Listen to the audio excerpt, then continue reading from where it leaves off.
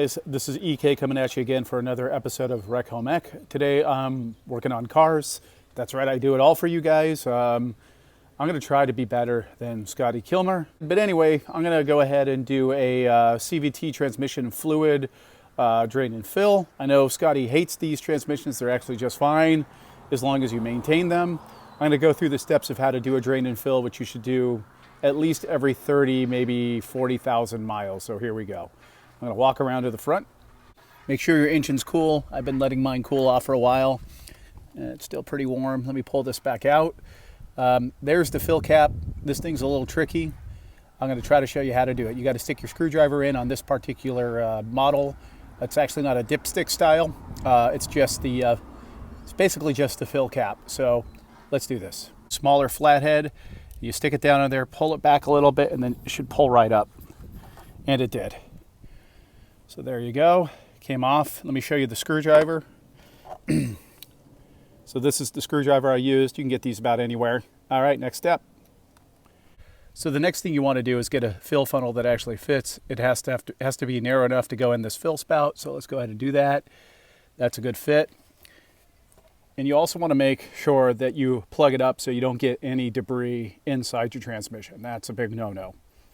All right, guys, now I'm getting the car ready to get underneath it. Now that I've got the fill plug removed, I use ramps because I have a sloped driveway. It's really easy to get underneath it. I also use wheel chocks in the back.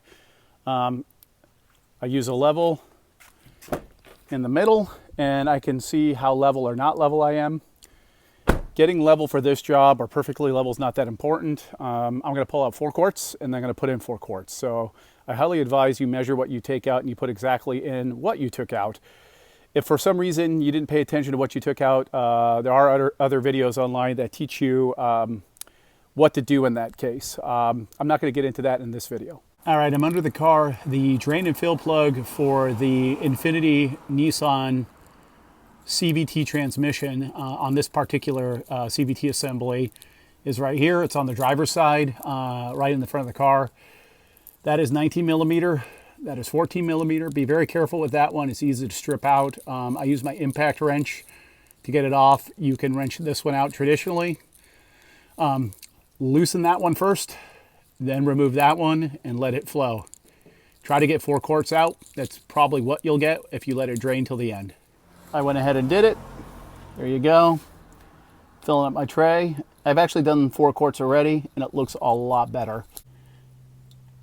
I've cleaned off the main drain plug. A lot of people recommend changing that copper bushing. I think it's fine for a few uses. I've inspected it. It's in good shape. I've done this before and it didn't leak, so I'm going to put it in as is. Don't forget to give everything a good wipe down. Oops, sorry. Camera's jumping around.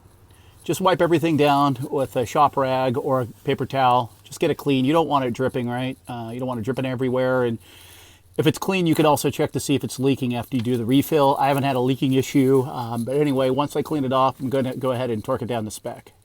All right, I've removed the pan. We're going to go ahead and take a look at how many quarts we removed. So I ended up getting 5.5 quarts.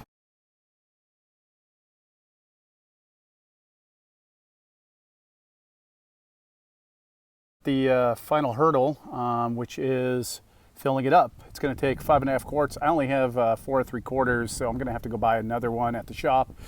The original OEM fluid was amber, so is the Valvoline CVT fluid. I heard that the Castrol Transmax CVT fluid is red, and it is. Does it matter? No. You're going to change the fluid every 30 to 40,000 miles regardless. We're not using the color to determine when it needs to be changed. Just change it on regular intervals. Here's a little trick for you guys to get the port cap, or depending on what model you have, it's going to be the dipstick.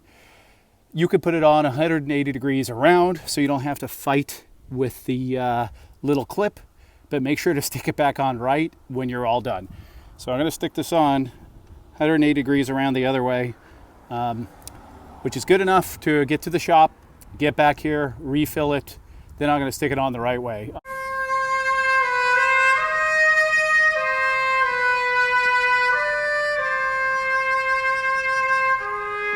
Please subscribe. I'm giving you an offer you can't refuse.